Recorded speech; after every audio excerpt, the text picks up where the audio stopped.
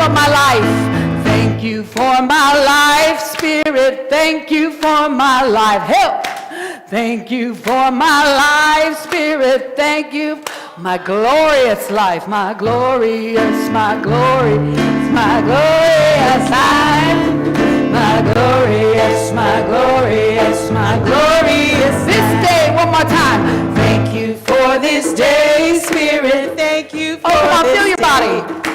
Thank you for this day, Spirit. Thank you for this healing day. This healing, this healing, this healing day. This healing, this healing, this healing day.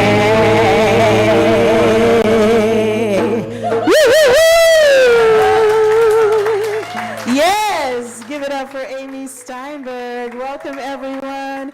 Happy Sunday. It's another beautiful day at CSL Ocala. So excited to be here. Do we have any first-time visitors? Just want to give you an extra special welcome. I don't think so. Everyone has been here at least once. Not today, but in the past, right? Okay, awesome, awesome. So I don't have to tell you who I am. But I am Reverend Cindy Grimes, the inspirator of CSL Ocala. And so just to let you know what is going on, you are welcome here. Our mission here at Center for Spiritual Living Ocala is that we embody and share truth principles and spiritual practices that empower us to awaken to that power and presence that lies within. She sure did. She knows it, right, Amora? Yes, that healing power that lies within and all around us so that we may facilitate spiritual healing and the elevation of our individual and collective consciousness. How about that? Y'all good with that? Awesome, awesome. So we are a thriving New Thought community. This is our vision, dedicated to spiritual growth and practice and the transformative love that reveals our interconnectedness and oneness. And by sacred activism, we mean that place where consciousness and action come together. It's not just about thoughts and prayers, while those are, of course, important. It is about the action that goes behind that. So we are here in this center to be a beneficial presence in this world. So we're here to do good stuff. Anybody else up for that? Awesome. Then you are in the right place. Yay.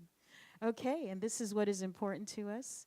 The wholeness of spirit. These are our values, and you're welcome to say them along with me. I know they're all a mouthful, or you could just listen to it. So I'll start again. Wholeness of spirit, spiritual and personal growth, collaborative, synergistic community, abundance and prosperity, love and compassion, appreciation and gratitude, peace and balance, the power of freedom, diversity and inclusion, and generosity. Wonderful. Yes. Well done, folks. And so it is a really special morning here. I always love when I have two of my favorite playmates in the world here. And so we're going to have a chat, but before we do that, Amy's going to do some playing, and John's going to lead us in a meditation, and Donna's going to do some prayer. And I'm going to let it start happening. We love you, Cindy. Love you too. So for those of you who like to ground like me, take your shoes off. You know it. I am open. Take off that which is, the conditioning. Let's get into that which is the body. Our heartbeat, that which is here, life pulsating. You are a being standing on a planet breathing oxygen. The simplest thing. And how you take your life and how you move forward is how we shine our light. And that is why we're stepping into this opening now. I am open. I recognize the allness. That is the one. One beautiful, amazing life force that lives, moves, and has its being in and around all things. It exists where I sit right now. It is that which is life that is what seems to not be life. all of it moving, vibrating together. And so because I sit in this space right now, the space of humanity, the space of body, the space of heartbeat, I know I too am assured with the next breath. And I'm co-creating with spirit when I hold or release that breath on purpose or with intention. I am co-creating with that which is life. And as simple as that, I can do that with everything else that I put my hands to. I can bring my energy, my essence to that which is the allness. I can create, I can pull down, I can rebuild, I can sit and breathe, knowing that there's something in back of all things making the whole thing happen, being held together by grace and love. I'm grateful that I get to witness this moment in time from this point of contact in the world. I'm grateful that the people in this room get to witness each other in this time, that point of contact in the world, so that we may see each other, so that we may recognize the allness looking back at us in human form. That something in back of that is making the blood run through the veins and the heart beat and the hair grow and the eyes open and the love pour from your heart to mine and from my heart to Jamaica, to other countries, as we all as a human collective experience the allness that is us, sitting, experiencing, laughing, hugging, talking, remembering who we are, shining, being the human beingness.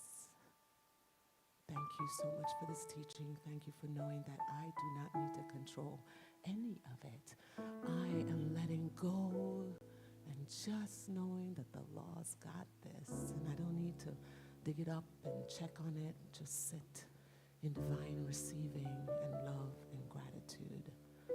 Amen. Ashe, ashe. And so it is.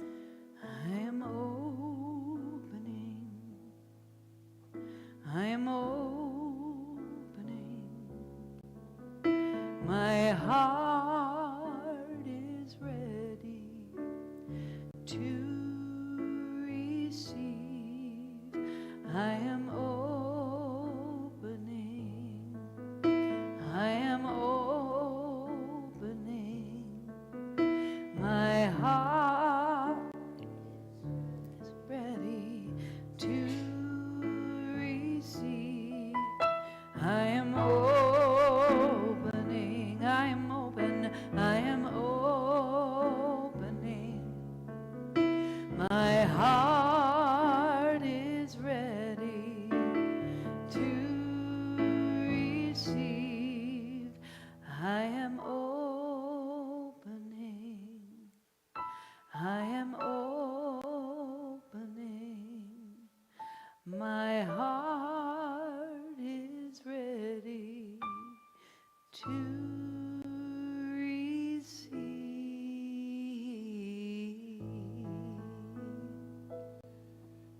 And as we remain in this quiet, stillful moment, and we are open, I invite you to take a nice, slow breath in, breathing into your heart space together,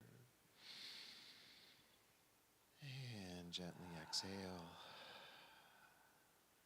And we'll do that again, breathing in together, and exhale.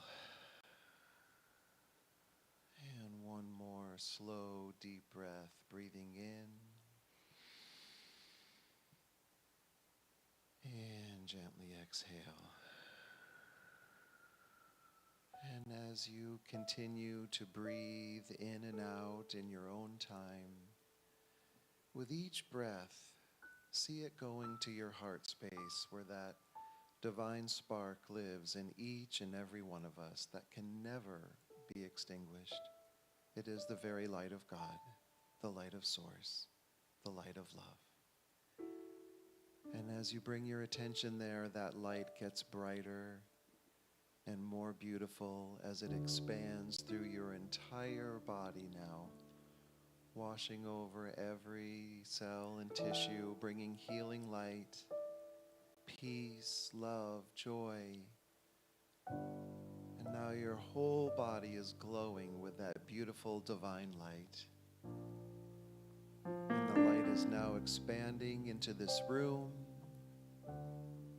connecting with the light from our sisters and brothers that have gathered here. And with all that beauty, all that light, the space is now filled and overflowing with light. Turn on the light inside your mind. Turn on the light and let your light shine. Let your light shine. Turn on the light inside your heart.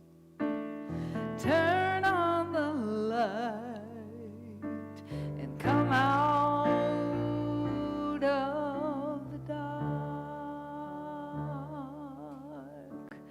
Come out of the dark.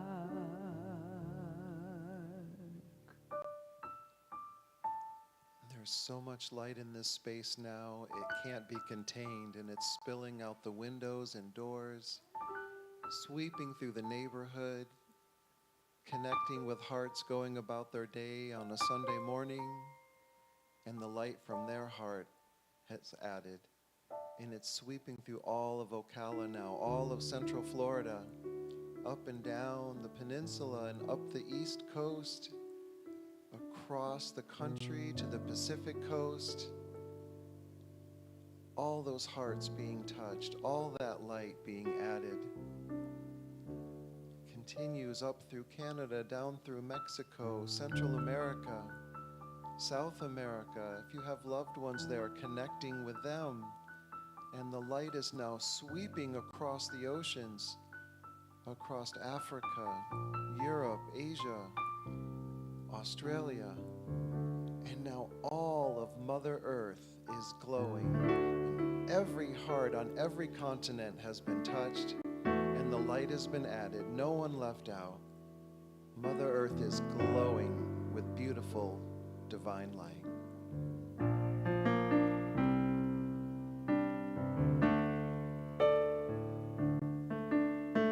Turn on the light inside your mind. Turn on the light and let your light shine. Let your light shine and turn on the light inside your heart. Turn on the light and come out of the dark. Come out of the dark.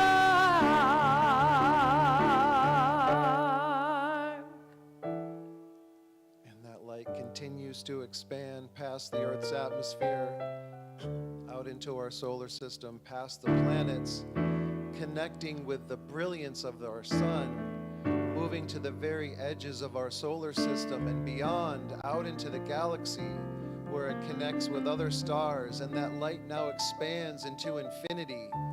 There's nowhere this light is not.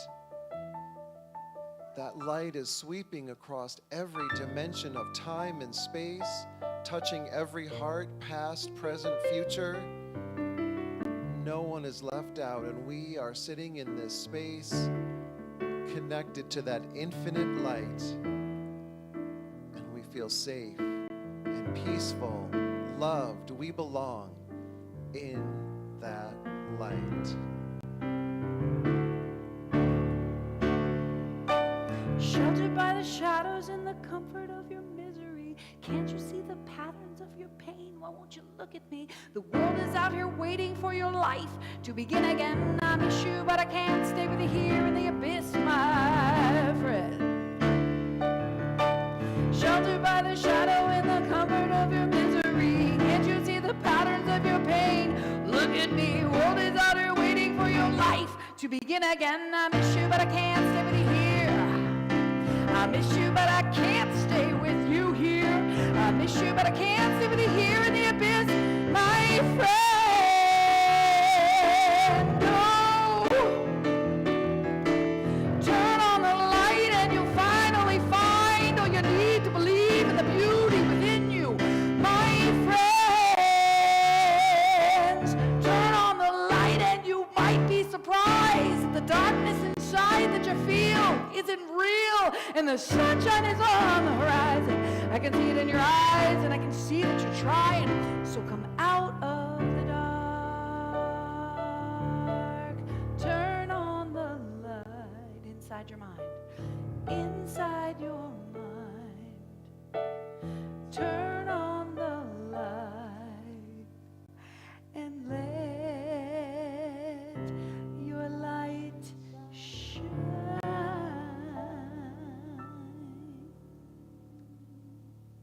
And so it is. And so it is. We have been to church this morning. Oh my goodness. Hi. Hi. Oh, I have to just kind of collect myself again, right? So, we planned this day last time we were here together. My I'm not water is sure. right. When was that? To that the we were right of together? you is my water. We keep Sorry. having these. We have Sorry, these guys. ADD I'm sorry. I moments just needed a all sip the of water. time that we're together because Sorry, I we all. apologize. No apology necessary. Shiny thing, need a drink. We're just. It's what it is. We have a little bit of that thing going, all of us here. Anyway. Ooh, squirrel. You know, this is the price of genius. What can I say? Look at this right here. That's exactly it. It's always my excuse for everything. So back to what I was saying, circling back. Okay. Yes, we chose this last time we were together because this weekend is Halloween, All Hallows Eve, All Souls Day, Samhain, what else? The Dia de los Muertos, which is the Day of the Dead. And so, which is celebrated in Mexico. Why don't you tell folks about it? Because I know you know a whole lot about this. It started in Mexico, but it spread to a lot of other Latin American countries, and kind of now a lot of people here in the States even celebrate it. And it's just about honoring, remember those that have passed on. It's not a somber day, it's a celebration. It's celebrating their lives. So people build altars. We built one yesterday for our ancestors, and we put a candle and objects, and they often put colorful marigolds and things on it, and it's just a way, because there's a lot of people that believe that the veil is thin during this time, that we just honor them and we celebrate what they were to us in their lives. And so it was a great day to do family constellations yesterday. Thank you for everyone who came out. And if you weren't here, you were here in spirit in the oneness. Yes. So the idea is that the veil is thin. And I have to say, I think some folks showed up yesterday from the other side and made their presence known. Back to what we're doing here. So our theme last month was letting go. And so as we flowed into the theme for this month, we expand on that idea of letting go, but it's not just, it's like the ultimate letting go, right? When we talk about this idea of death and dying and immortality. Because this is the one thing that we really, truly all have in common, is that our time in this human form is limited. And I don't think personally that we speak it enough. We live in a society that denies it. You know, we push it to the side, which has people staying in survival mode instead of embracing the idea that our time is limited. So why don't we make the most of it? It makes you live, I think, bigger and larger, and the life that you have feels to me like it has more purpose. And so that's our conversation, part of our conversation anyway, for this month. And so I thought I'd start with a question for our panel here, and I'll be answering the questions too. But then we'll open it up if you all want to ask some questions as well, or if you too have a question or something you want to bring out. So we're kind of loose today.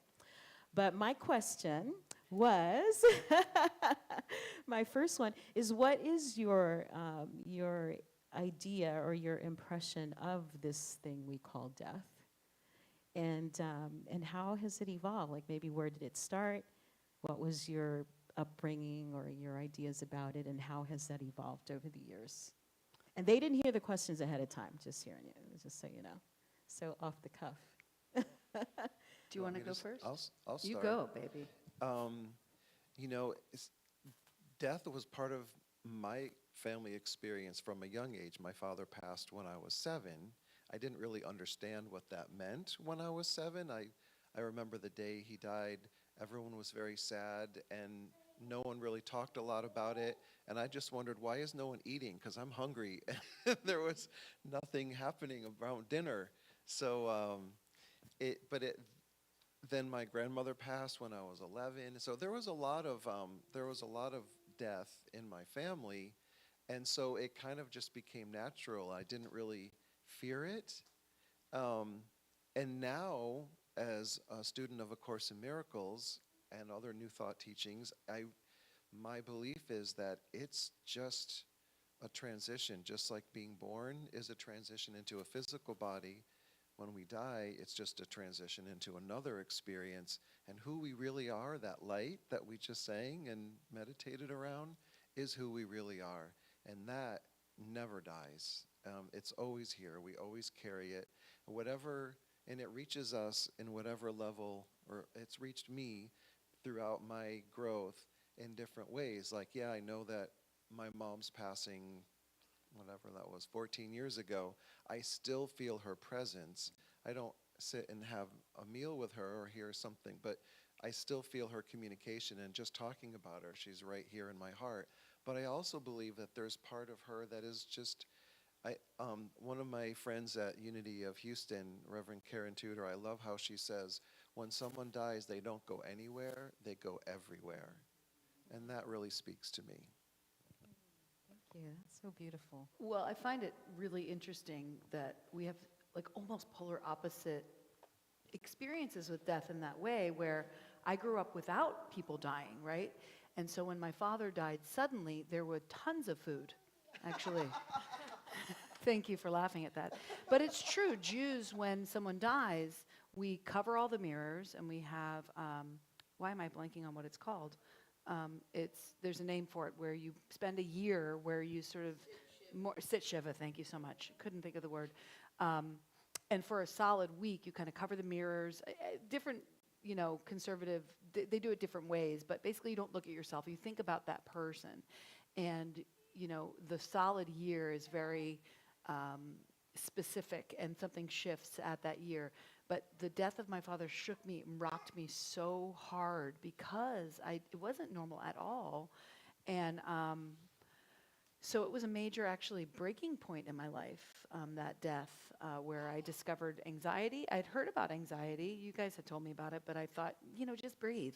And then I experienced it, and, right, it's really hard. And it gave me compassion for others. And then another thing that I thought about as you were speaking was something I wanted to mention last night in the show that I forgot to add, which is that I Googled, because I'm curious about stars, do they regenerate? Like, what do they do? And basically, stars do a couple different things, stars in the sky. They either, explode like a supernova, or they, become red dwarfs, or or they live longer, or whatever. But they always dissipate into something else, transition. So, like I said last night about how we are actually stardust, there's this theory called nucleosynthesis, which is that all chemicals that are heavier than hydrogen or helium are born in stars, so that everything on this planet was born from a star. Fascinating stuff, that this metaphysical stuff we've been talking about is now being scientifically affirmed, which is that we don't ever die. We just change forms. So that's my thought. And I love Coco. You mentioned it yesterday, yeah, like the Day of the Dead and celebrating it being more of a celebration. I hope that when I die, that it's just a big party, right? I don't know. Anyway, Oh, that was maybe a lot, but No, it was great. So mine started. My godfather, my dad's brother, died suddenly, and I was about 5 years old. And my dad is one of 13 kids. Well, 15. His mother had 15 children. Two of them died in childhood. So I also remember the drama around the family, and my dad's sisters, my aunts were just like wailing, and it was just this very sad kind of scary, weird thing. I didn't understand it, but I was fascinated with it. And so was, as a teenager, was just like all into it, and I was reading about Edgar Cayce and death and dying and reincarnation and all this stuff as like a teenager. My friends are all running around looking at boys and whatever, and I was like into death and dying. And then I became a hospice. I had the opportunity to be a hospice social worker before I had children. So I got the job, and that first week, I started feeling kind of funny, and I was all around these nurses, and they had some ideas of what it might be, and sure enough, I was pregnant. So as my belly was getting bigger, I was watching people at the end of their lives, and it was a real mind-bendy kind of a thing. So I've just always been fascinated with it. And then fast forward 25 years, a couple of psychedelic experiences and a whole new outlook on what that could be. And so I came out of those experiences, and we may delve into this a little bit more next week, let's see. But and I've never had a near-death experience. That's probably the closest, maybe. And I understand they're not exactly the same. But I came out of those experiences feeling like this fear that we have of crossing over is the biggest scam there is. Because it was just the most peaceful, the most beautiful, the most amazing experience. And so I really don't understand this thing that we do is, I don't know if it's just Americans or all over the place, where we just stretch it out as long as possible, like we're gonna, keep fighting as you're on machines and, not capable of much or seemingly much quality of life. Like, that's not for me. Y'all heard it all, everybody, right? Do not do that to me. It's being recorded, because too. I'll haunt you. I will come back. My husband's here, right? He's heard it. I will haunt you. You stretch that out. So anyway, so the next question, like I said, we could be free flowing. So if anything else comes to mind, ADD moments, let me know. To add that, I had the honor of being with my mom when she made her transition. My brother was holding her hand, and I was rubbing her feet with essential oil, and we didn't know that she had passed. But in true my mom fashion, she left us laughing. Some of you met my sister yesterday. We were calling my sister saying, hey, if you want to see mom, you better get here now. Don't wait till Monday. And while we were calling her, my mom slipped away. And we're like, oh, we're too late. Ha, ha, ha, ha, ha, ha. Oh, we really are too late. She's gone. And it was, of course, I had sadness, but I also had this, yes, you did it. You let go of this body that wasn't serving you anymore, and your mind that wasn't serving you. And she was ready. We had lots of conversations about it, and I think that was very helpful for both of us. But I just remember that feeling of, wow, she did it. She did it. She let go, and she detached herself, and now she's free. Yeah, amazing. I have to share the story of, because when you said the thing about the laughter, and then you were talking about the reincarnation thing. When my father passed, I read the book Proof of Heaven by Eben Alexander, which is fascinating. And he was a neuroscientist who had a near-death experience. He was in a coma, and had no brain activity, and he had a full-on experience of heaven, and he was not really a religious guy. So it's a fascinating book. But all that to say, when the summer before my father passed, everything is in divine order. I had a friend of mine, her name was Nicole Sangsuri, say her name, Nicole Sangsuri. She was in Thailand. She was in her early 30s. She was half Thai, beautiful singer-songwriter. I hope that you'll remember the name and look her up. She does a beautiful version of Earth, My Body. Anyway, she's wonderful, brilliant. Yeah, she's amazing. She was hit by a car and died instantly. And it was before my father died, so I did experience a death of a friend suddenly. And I remember being in shock and deeply, deeply moved by it. And I was coming home from something. I was driving and I was sobbing. And I said, God, please, I'm going to turn on the radio and whatever, I need Nicole to tell me why. And I turn on the radio and Freebird is playing. Wow. And now this is a multi-layered thing, okay? This is, as a singer-songwriter, when you are in a bar, it's a joke when people go, Freebird, right?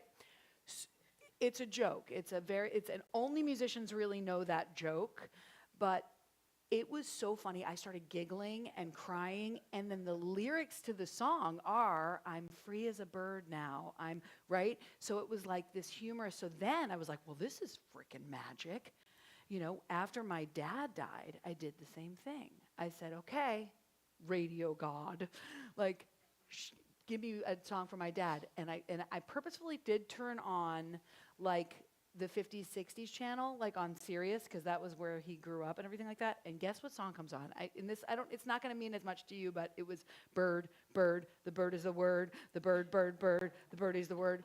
My father was a diehard, pun intended, crazy, psychotic, it's on his grave Celtic fan. Larry Bird was my father's hero, right? So again, I'm sitting there giggling, laughing. So it's the humor that gives me this impression that the divine energy of life is just joy. It's just joy. Yeah. Thank you. That was a ramble, but I thought those are No, good it's stories. great. But it kind of leads into the other question that I had, and those are really my only two questions. How has the death of significant people, in your lives impacted your work? Especially what you do in constellations, and I know for you at least one album was inspired by that situation. It has definitely shaped my work in that death isn't the enemy.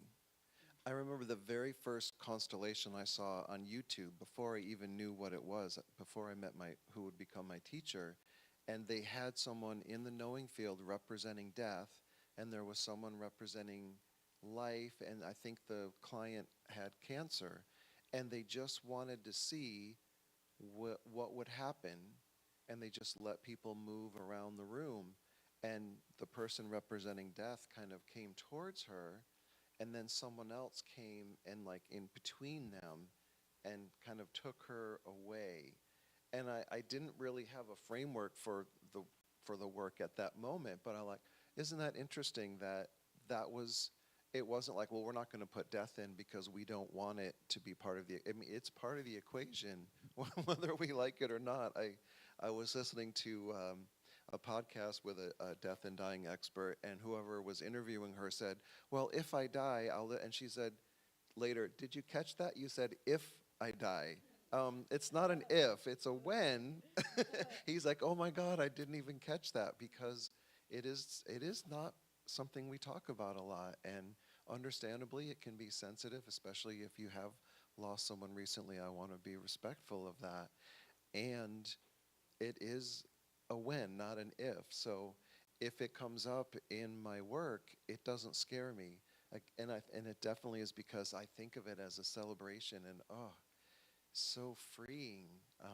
So it's both. It's, we miss the person, and there are things about it that are very sad, and then there are things that are very joyous, and it doesn't. I won't be afraid if it comes up in a situation, because I honor it as part of the experience.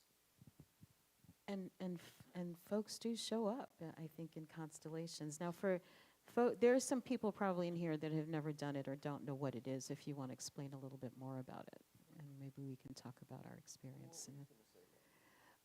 As far as okay, so we'll go there first.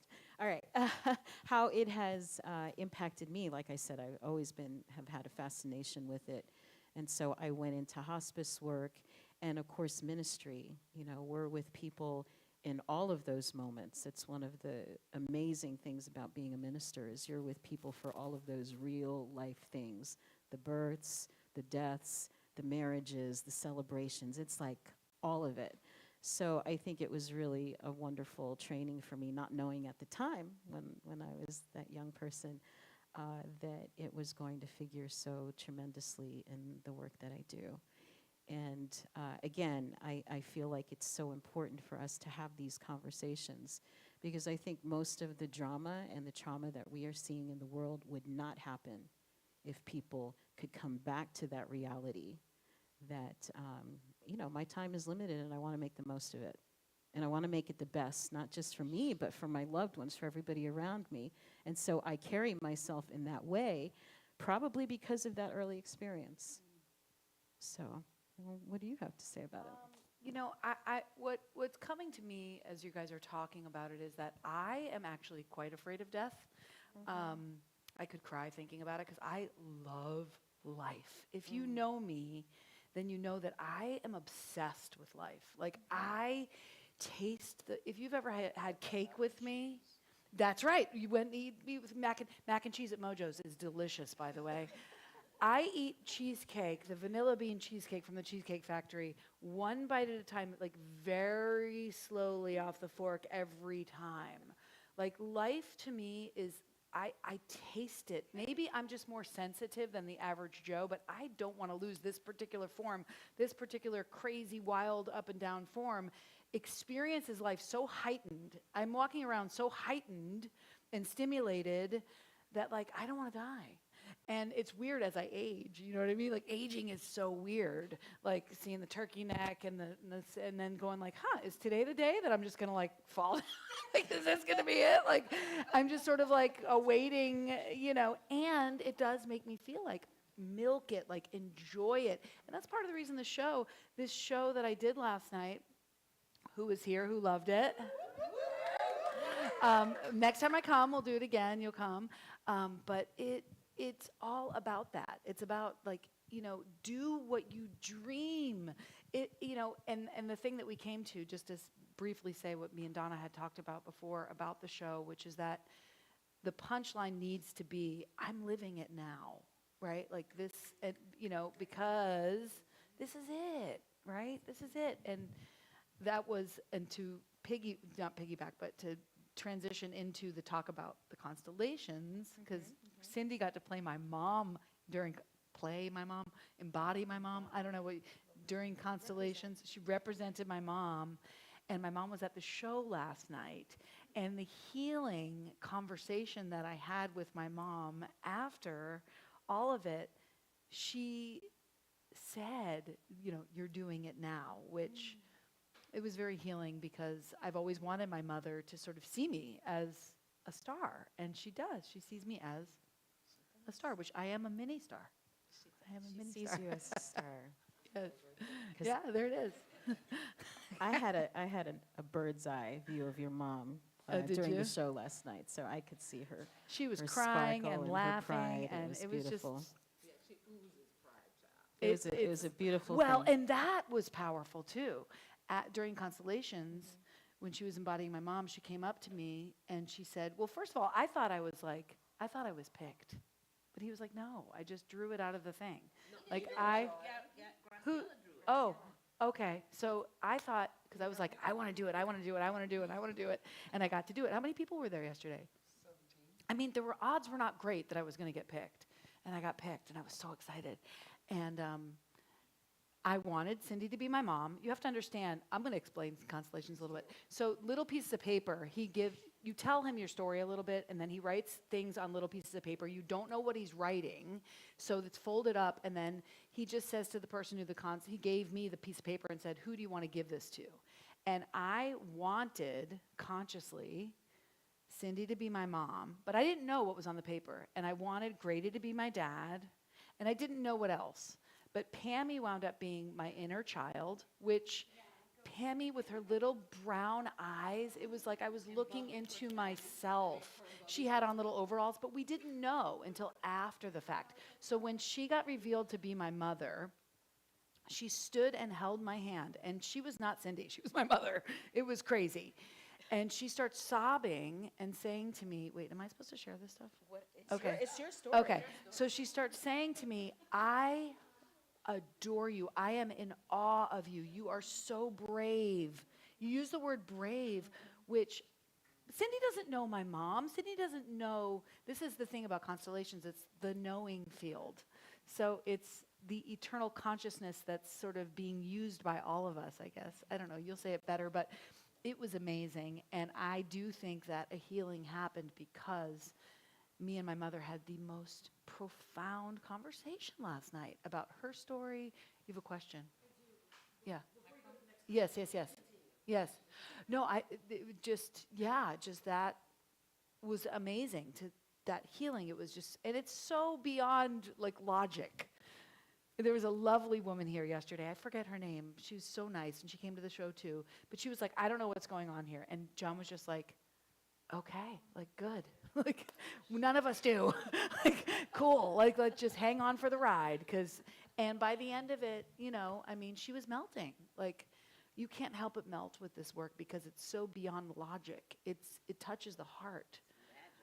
It's magic. It's magic. Yeah. And so, We had a I want to question? say real quick, I was Okay. the stand-in for Amy's mom, as she said. Yeah. And I felt a whole different thing come over me. I mean, there was a point where I was ready to just fall. And tell the thing. Yeah, that's what I was going to say. I had to brace myself on the fireplace just to like be okay. And then I could feel it in my body. Something was different. But I do wear a fitness band that tells me my body metrics. And when I looked at it, my heart rate was like twice what it usually is.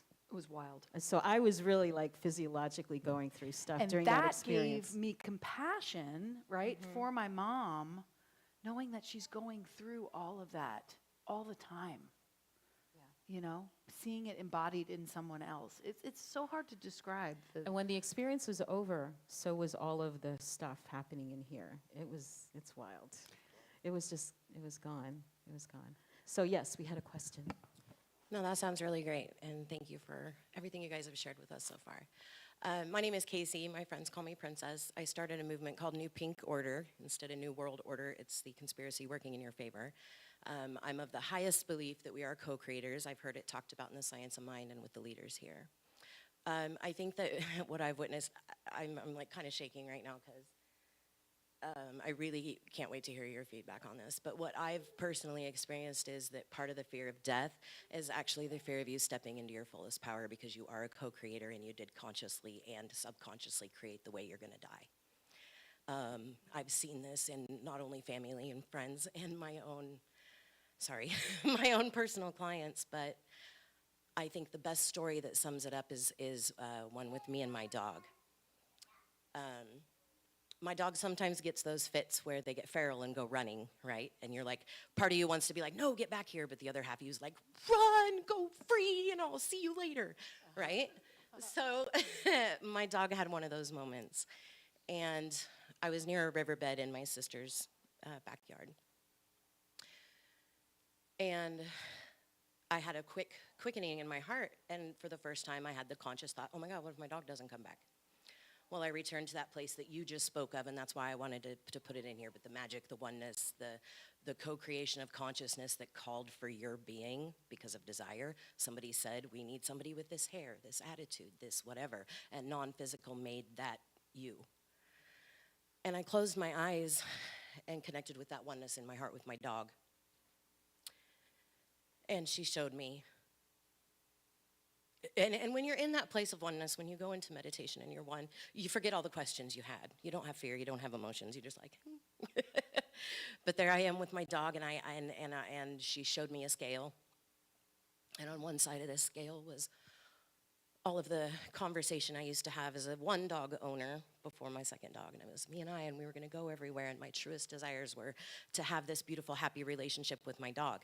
And then on the other side of the scale, here comes the second dog I got. Now it's harder to travel. And these are my words being played back to me as my dog's putting them on the scale. Oh, how am I going to pack for 2 dogs now? Oh my God, you both got out? Oh, you both did this?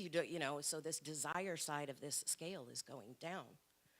And then she appeared to me and she said, okay, so do you want me to come back now or not? Are you ready to continue this? Did she come back? Yeah, I had to make a conscious decision. I had to say yes or no in that moment. And I had to think about it. I had to think about future plane rides and car rides and really what my truest desire was. And I didn't say the word in my head or in my heart. I just opened my eyes, and there she was running to me across the field. Yeah. Yeah. Thank you. Pure souls, the animals, aren't they? Yeah. On the first floor in the space of sweetness of my dollhouse, there's all the animals that lined up, every single one found at a different thrift store for 10 cents or something. But the dogs and the cats and just that pure God energy. Shiny thing. Beautiful. Well, I think my question was, how do you feel about being a co-creator and then also creating?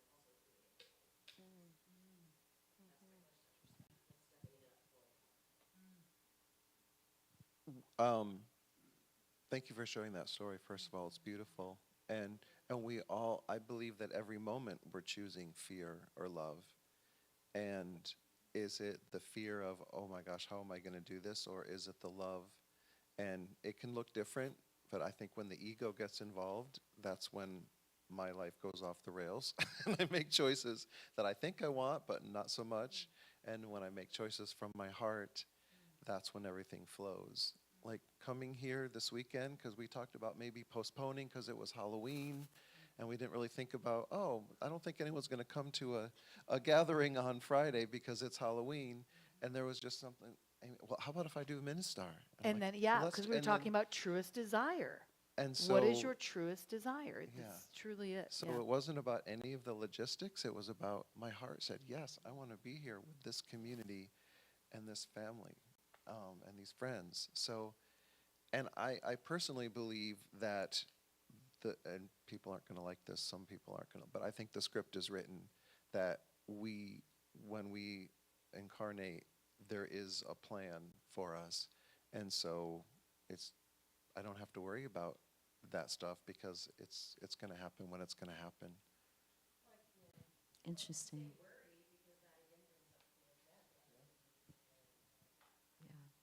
So years ago, I read a book, what is it, The Eye of the Storm.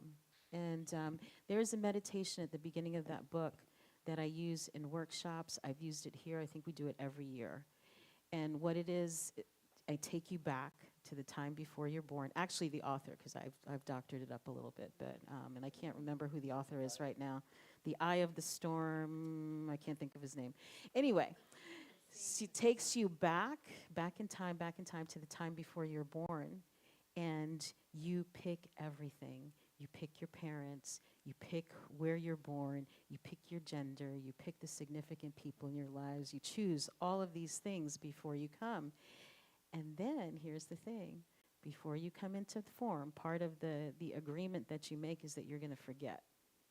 And it's very interesting that in the birth canal, right, as you're being born, there's oxytocin and all these other hormones that are part of the mother's body. Is that if you're born in the toilet or what? Yes, because it's your mom's body. But it is like not just an anesthetic, but it makes you forget. So mothers forget the pain of birth, but probably the child coming through the birth canal, you didn't forget. Maybe not doing it again. She said she didn't forget. Well, you did it perfectly, so you're good. You only need to do it once. You only need to do it once. So anyway, you forget, but your task while you're here is to remember to remember the reason that you came. And so it is fiction, and I tell people that because I've done this in schools and public places, and some people get all worked up, like, you didn't mention Jesus, or, I don't believe in those aliens. It's like, it's all made up. It's all made up. I'm just saying, what if? Imagine if. But I do think that that's I always probably think we're true. probably like there's maybe a sliver of it is true. Like I we think a know big like, part of we're, it we're is true. guessing. We're doing a lot of guessing. But I think that maybe to your point, John, that there are some things that are maybe predetermined, right? That person, you lock eyes with them Maybe. across the room and like, that's my person, right? Or the job that you get, or your expiration date. Like maybe all of those things are, but the stuff in between, or And that it leads you maybe different there's a ways. quantum reality where there's multiple timelines and Where there's they're all these happening. possibilities and it's everything, right? It's like, who knows? And it's all happening at the same time. It's so beyond Who knows? to me. Who knows? No No limitations. limitations. So I'm currently in the fog of the waiting. And I think that maybe that's where it is. It's the uncertainty of not knowing what that exit point is. And so that's how I look at it now. My question is, when someone's in the fog of waiting, because I feel that that's where we all are. We're in like a small version of that fog of waiting as you're living your life because you don't know when the moment is going to happen, Even for those who have terminal illnesses, they're also in the fog of waiting, right? So is there a way or something that can be said to the heart while it's sitting in the fog? Because some of us get intrusive thoughts that takes us down all kinds of crazy highways, right? But is there something that can be used while in that fog that I can use while I'm in the current fog waiting to hear from my family in Jamaica, right? That's what I'm talking about. I'm in that fog waiting. Can we use that same tool for life? Like, is there a tool that's like, oh, this is really good with grief in that fog?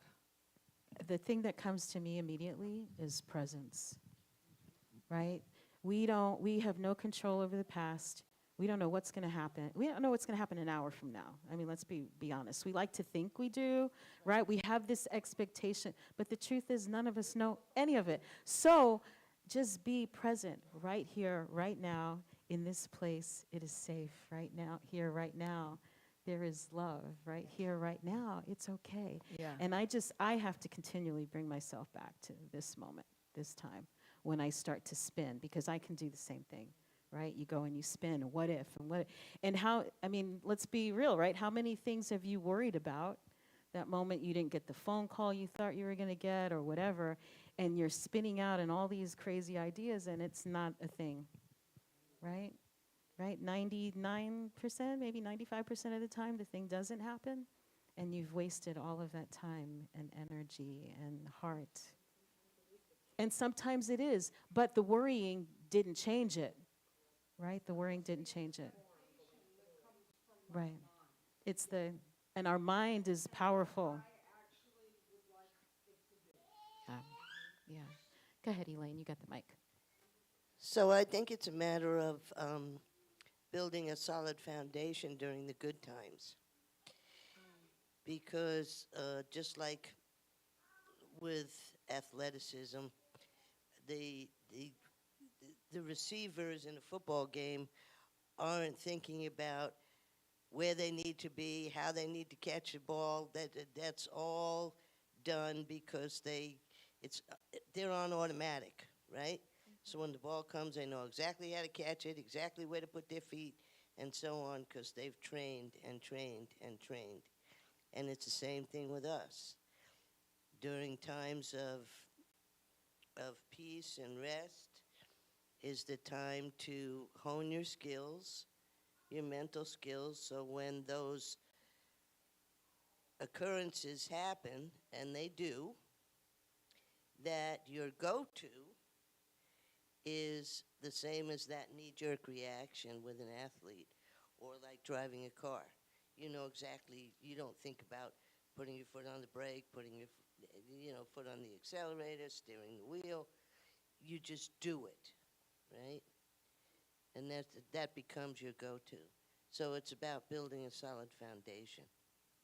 So that then is the practice maybe of breathing, breath work, Prayer. right? Just come back to breathe.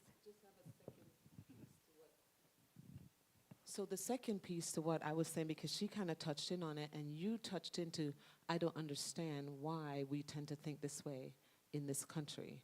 Right now, I'm in the fog, and I am sitting in a space of peace because my culture is all about the give thanks anyhow. Jamaican people are resilient. We gonna bounce back, honey. Don't you worry about us. You know, that kind of attitude is our culture. So when people come at me with the, oh, you poor thing, I'm like, honey, I'm waiting to hear from my family, but no matter what happens, give thanks anyhow. You know, it's just who we are. And because of that practice, it kicks in. And now, when I hear of the light descending upon my country, all these other countries, I can sit in that knowing field of they're okay anyway. Even if someone chose this as their exit point, it's okay anyway. And I can sit in that, and that's where I am. So that's why I encourage everybody else to sit, because we as a people got this, and all our neighbors got us. And that's been your practice, right? Since birth. Since birth. And that's why I bring it here. I'm going to touch on what you said about that we pick our family and da-da-da-da-da before we come here. So I believe that there is another realm, and this is the reason why. The father of my children, which he was my soulmate, the night I was in a dead sleep, and the night that he passed, he hollered my name. It woke me up. It was like he was right there. And then I have very, very vivid dreams. He was in bed with me, holding me one night. I could feel him. I moved his arm. He moved it back. And it's just been a lot. My grandmother got in bed with me, you know, because I was inviting all my ancestors in. Well, I quit that. Elaine said, just leave that door open, Cheryl. And I did. And I reached over and touched my grandmother. She had on pajamas that I had bought my husband 30, 40 years ago and wanted to get in bed with me. I pulled the covers back. I felt her. I got up, went to the bathroom, came back. She was gone. So I was told that was a visitation. So I have some really wicked dreams. Well, not wicked. I guess there's something to learn from them, but whatever it is. So I believe that, yes, we do pass on, and they do get a hold, they can get a hold of us, because he hollered my name just like he was sitting right there talking to me. Well, this probably isn't a conversation that happens everywhere, right? All right, we're blessed to have a community and a space where we can, we kind of let it all hang out, right? Tell and speak our truth at least, right? Yeah, yeah. I am looking at the time, and just to be respectful, we probably should be like wrapping it up. Does anyone else have anything else they want to say, or a burning question that we can maybe answer quickly? Go ahead.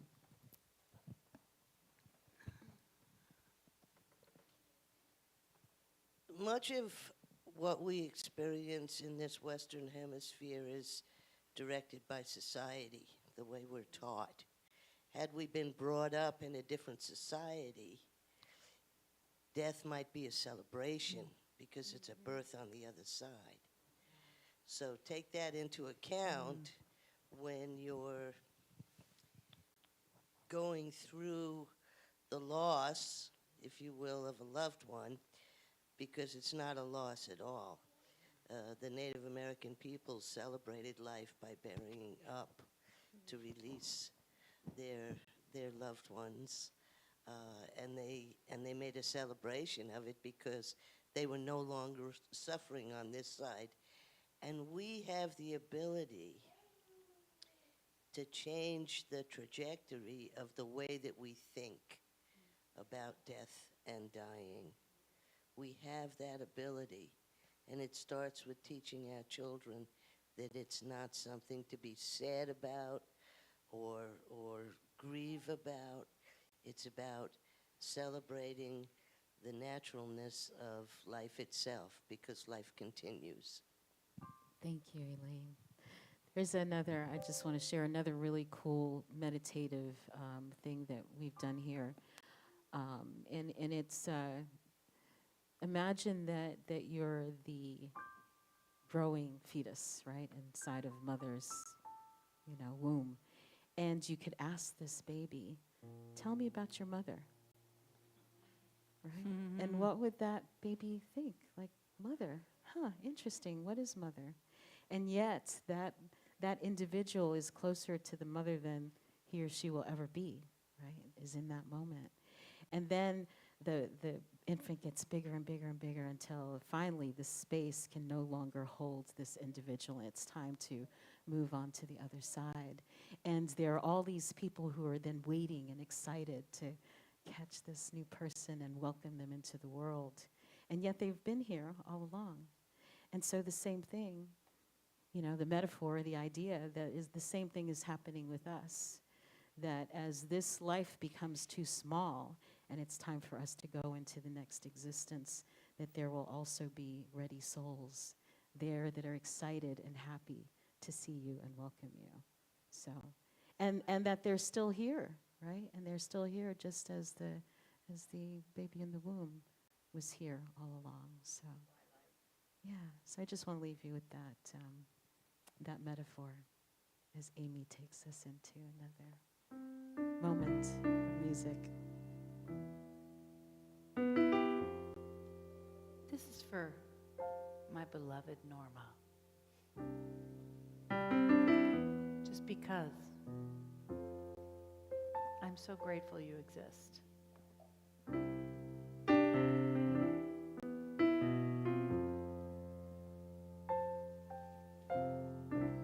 And you can take the mic and sing with me if you'd like. Maybe take my seat, where I'm there and there's a mic. And because the reason why I wanted to sing this song today was because I heard her singing it and it was just moved me. She had no idea I was going to do this to her. Not on the spot at all. So just join me. When the shadows fall all around and the day disappears without a trace and the blackness of night drops down, I call on grace, grace, grace. When the lonely is too much to bear, and the world feels like a cage, when nothing is easy or fair, I call on grace, grace, grace. And this life can make you wonder the meaning of it all. And it feels just like you're going under when you fall, fall, fall, fall into the hands of hope, the hands of faith, the hands of peaceful. Take a breath with me.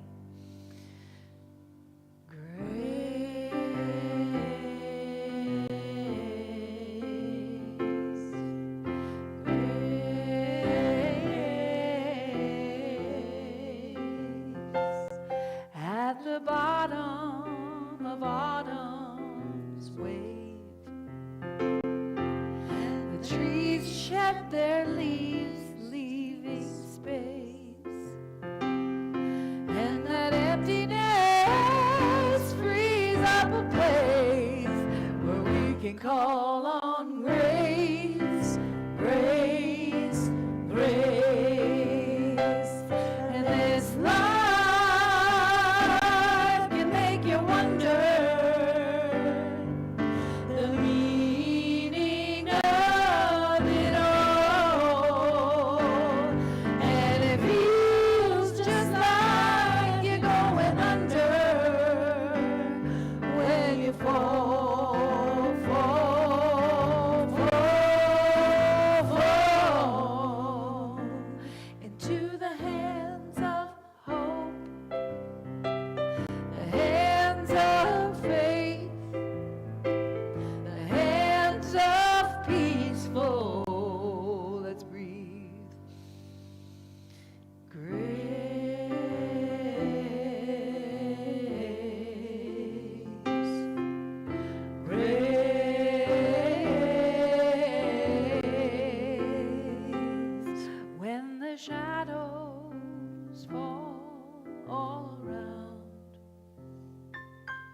in the day it disappears without a trace. When the blackness of night drops down, I call on grace, grace, grace. I'm calling on grace, grace, grace. Calling on grace, grace, grace.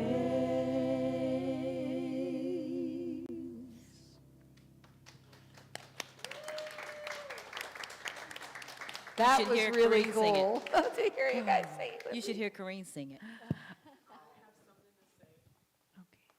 Remember I asked you about a tool for sitting in the wait? That song. Because, again, you're sitting in grief just waiting to hear. And when you're sitting in there, what else do? Just fall into grace. I really need to tell you that this song was written in the fog. I had a sponsee, I'll just say it, who had overdosed, and she was in a coma, and we were waiting, and I wrote this song, and she came through, and she got clean, and her whole, and I swear the knowing field, right? The knowing field is listening. It's listening. So thank you. I love Put you it so on. much. I'll have it on repeat for the rest of the day because I'm still waiting to hear. I love you so much. Thank you. Thank you. We're just going to know that the highest and best right now for Jamaica. So much love for all of you. And thank you. Thank you, my beautiful partners and everyone in here for this beautiful space that we've created. And so it is. We have been to church today. I would like to say that we're going to pass a basket. Can I say that for you guys? You can For say the it. church, I just want to Please do. say that abundance and prosperity is a practice, and that whatever you give returns to you tenfold. I truly believe that. So if you were moved today, if you were touched, if you love this community and you'd like to give, Pammy will come around with the basket, and I will sing one of the ones that we know that we love. That's a Steinberg tune, To Remember the Riches. Yes. So rich, so rich, so rich, so rich, so rich, so rich we are. So rich, so rich, so rich, so rich, so rich, so rich we are. So rich. We're going to say dripping in joy, dripping in love, dripping in joy, dripping in peace, dripping in love. We have everything we need. Dripping in joy, dripping in peace, dripping in love. We have everything we need. You see, 'cause we are so rich.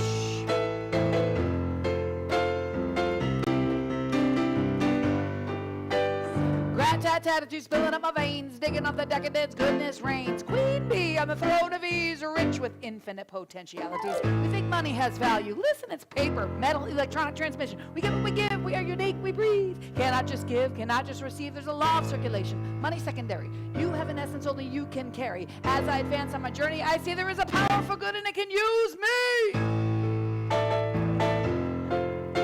There's a power for good and it can use me. So rich, so rich, so rich, so rich, so rich, so rich we are. Come on. So rich, so rich, so rich, so rich, so rich, so rich we are. So rich, so rich, so love to Rich in the back. So rich, we give it up for Rich on the sound. So rich, so rich, so rich. And is it Brian? David and David, dripping in joy, dripping in peace, dripping in love. We have everything we need. Dripping in joy, dripping in peace, dripping in love. We have everything we need, you see, 'cause we are so rich, rich, rich, rich. Beautiful.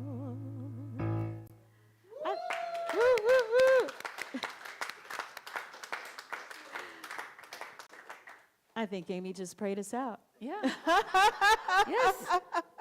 Well, let me just give you an overview of what is happening the rest of the month, and then I think maybe we'll have another song. Do we have another song before we close out? All right, so the newsletter is out. You should have received it for November. If you didn't, let us know. Make sure that your name is on our sign-up sheet for the newsletter. What is happening here? Next week, another part 2 of this conversation, but it'll just be me this time because I won't have my playmates here. They should move here, shouldn't they? I thought about it Wouldn't that be again. awesome? We've Thought talked about it about again. that before, you know, they toy with me, but it doesn't happen. The next week we have Eddie Watkins in concert. What can you tell us about Eddie? Okay, if you've never seen Eddie, where have you been? And treat yourself. Yes. Treat he yourself. Truly is He amazing. is a living legend bass player, but also his music is so, it's really, It is. And you It's know, he really used to live amazing. here and he doesn't anymore. So when he's here, it really is a treat. So be sure to come Saturday night, November 15th, for Eddie in concert. The next morning, the Sunday morning, is the 3rd week of the month. So we have our circle conversations where we'll all get to have a chat if you all are interested in getting in on this conversation and just, you know, opening our hearts a little bit more, opening our minds, getting a little more comfort around it.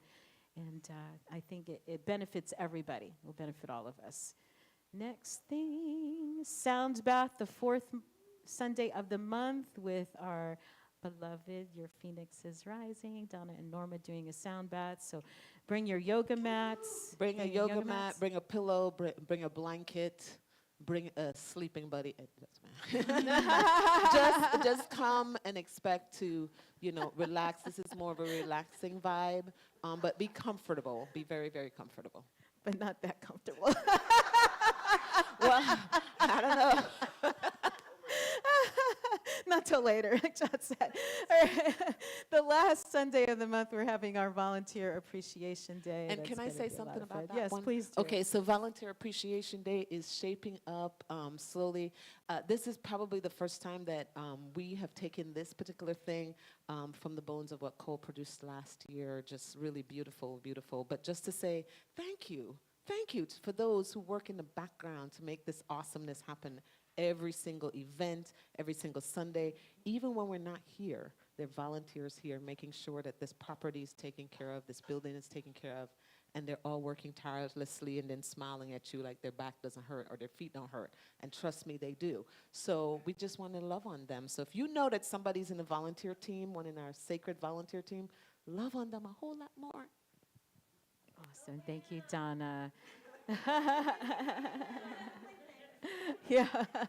Parenting class, Yes, November 30th. Yeah, speaking of volunteer, this young lady, Jessica, she is actually, this is what she does for a living, y'all. And she's coming in here, volunteering her time to come in here and talk to us about how we can show up for our smallest community members. So even if you don't have a little in your world and you just want to learn how to maneuver the world in this way and really honor the children in our community, please come to the parenting class, because sometimes you don't know. And these kids could really use all of us. We are all, you know, creating their childhood, so please come to the class.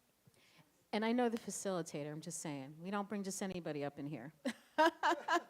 This is my grandchildren's mama, and she is phenomenal. She really knows what she's doing. So if you're a grandparent, if you're a parent, if you somebody cares about kids, come and check out the parenting class. It's great stuff. Armand and Angelina coming the first Saturday in December. I do believe they're doing the service the next day too. Is that right? I think so. Yes, they are.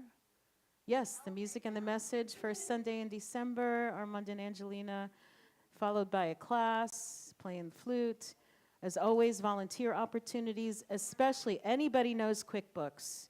If you know QuickBooks and would be willing to help us out, come and meet myself or talk to Richard, because we could really use some help in that area, and also in our marketing. Yes. Blessing our children. We got two in the light. They're not going to come in here, though, so we'll have to just send them. But we have another one in here. We have Amora. And we have little Grady. I'm gonna let it shine. Hi, grandbaby. This little light of mine, I'm gonna let it shine. Hallelujah.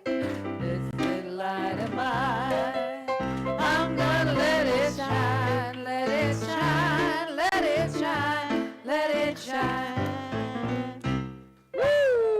bet you didn't even know Grady was in here today, did you? He was so quiet.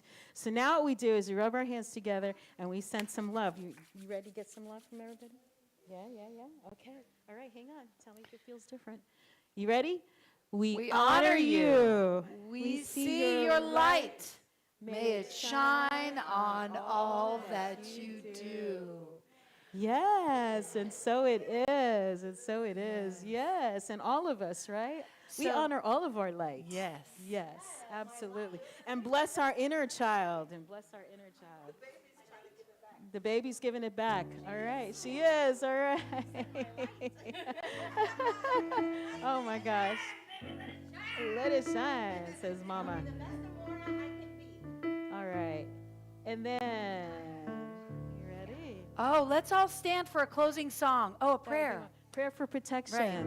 We can all say this together, if y'all. It's super easy. The light of God surrounds us. The love of God enfolds us. The power of God protects us. And the presence of God watches over us. Wherever we are, God is, and all is well. I'm going to have you sing this chant to close us out. Please stand if you're able, and hold hands if you want. Let's go old school. Goes like this. I am a light. I am a light. I am a light in this world. I am a light. I am a light.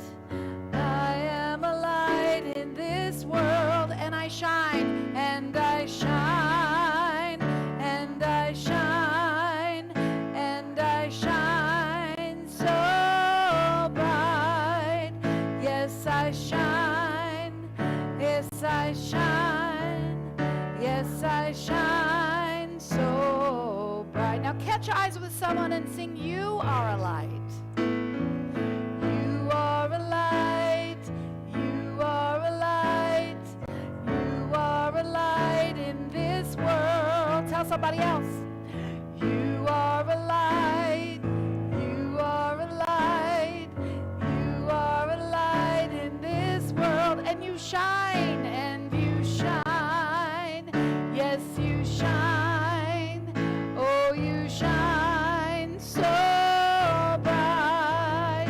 Oh, you shine. Yes, you shine. Oh, you shine so bright. How about we are? We are a light. We are a light. We are a light in this world. Ooh, I feel it. We are a light. We are a light. We are a light in this world. And we shine. And we shine. Yes, we shine. Yes, we shine so bright. Oh, we shine. Yes, we shine. Yes, we shine. Shine so bright. Have an amazing week, everyone. We love you.